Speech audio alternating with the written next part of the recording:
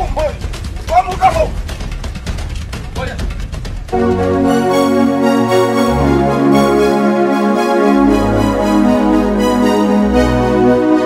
Arwambwiye ati nubwo abintera mu rushinge sinzigera nemera ko atari umusaza rukokori.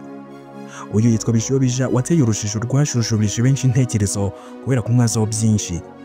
Bamwe baragira bati ni umusaza, abandi nabo bati si umusaza. Izi mpaka zombi z'urudaca hagati y'impande ebyiri zisa n'iziri mu kiganiro mpaka, utekereje neza usanga zifite ishingiro. Abavuga ko ari umusaza ahanini bashingira ku myitwarire ye idasanzwe ya gikambwe, irimo imyambarire, imivugire, imigendere yewe n'imikorere ye. Ku rundi ruhande abandi bo baragira bati umusaza usimbuka nk'umutubu akayabangira ingata nka Gasongo, ni umusaza bwoko ki? Iki cyegeranyo kigufi kiraza kurangira ushize amatsiko kuri byinshi wibazaga kuri uyu musore wamaze gufata titre ya muzehe, cyane ko burya ari umuntu umwe urimo abantu babiri batandukanye, nk'uko uraza kubisobanukirwa byose binyuze muri iki cyegeranyo. Turakwibutsa ko hano wageze ari mu ruganda rw'ibyegeranyo, hamwe tudahwema kugusasanurira amateka y'amwe mu bantu b'ibyamamare, cyane ko ari benshi bahora banyotewe no kumenya byinshi kuri ibyo byamamare. Ushobora kutwereka ko ukunze ibikorwa byacu ukanze subscribe kuri uyu muyoboro, ugakanda na like kuri iyi video. Hagati aho wifuza ko twamamariza ibikorwa byawe waduhamagara cyangwa twandikira kuri izo nimero ubona kuri screen yawe. Naho njye nitwa Obed Rugwiro, ngwaye ikaze. Ubu by'ibikoresho byiza ku ba content creators byifashishwa mu majwi n'amashusho, birimo mikrofone z'ubwoko bwose, sound card, amatara ya telefone ya kamera, ring light, phone stand, camera stand n'ibindi. Bikiri ngombwa ko ubitumiza ikantarange kuko mu cyanzu.com ariho honyine hizewe wabisanga. Sura website yacu ni wa3.icyanzu.com ukore order y'ibyo wifuza. Turakwibutsa ko aho uri hose mu gihugu ibikoresho byawe wahashye tubikugezaho mu buryo bwizewe. Ku bindi bisobanuro duhamagare cyangwa utwandikire kuri 0782 wanadusanga aho dukorera ni Kigali mu mujyi munsi y'inyubako yo kwa Makuza. hari just ngaba data no data mundi bikokora pa mwayikimwana ura n'abakina kabera pe. Ubundi abantu benshi bazi Bijobija Geregwari umukina filime ko ari ukunda kugaragara mu maso ya benshi. Uwo Bijobija Geregwari yamenyekanye nk'umusaza rukokori. Nuganira nawe yazakubwira ko afite imyaka 40 y'amavuko ndetse ko yarwanye intambara ya Shikaramu, mu ntambara zabayeho kera cyane. Mu ntambara ya Shikaramu wari ushinzwe mutikiniki kuko hari igihe cyageraga iyo intwaro yabaga yagushiranye, nje wari ushinzwe gutoza abasirikari ibyo bwo kwideburira. Rahira iyo agana n'itangazamakuru arangwa no gutebya cyane ndetse agatera n'ubuse. Cita n'urugutura ubwangate nikwenda. Uyu siba tugiye kugarukaho kuko abenshi muramuzi cyane.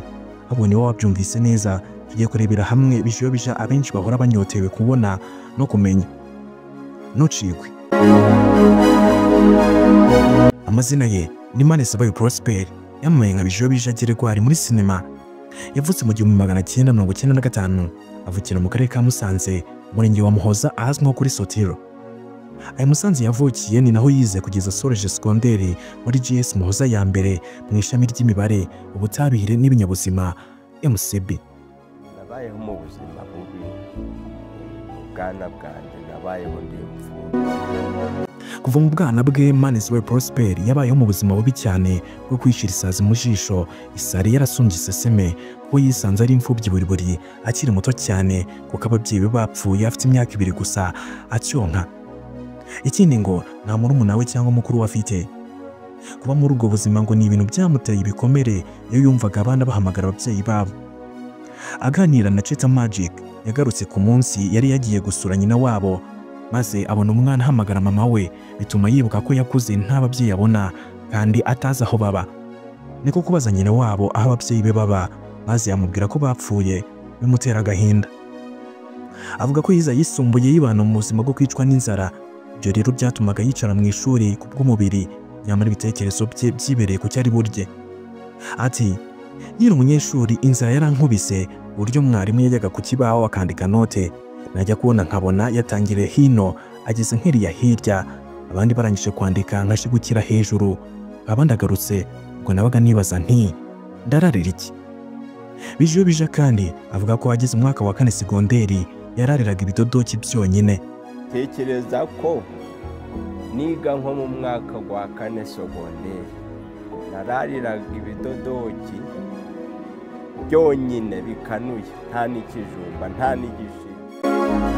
Avuga kandi ko usibye n'ibyo hari n'igihe yamaraga n'iminsi 2 atarya kandi yiga.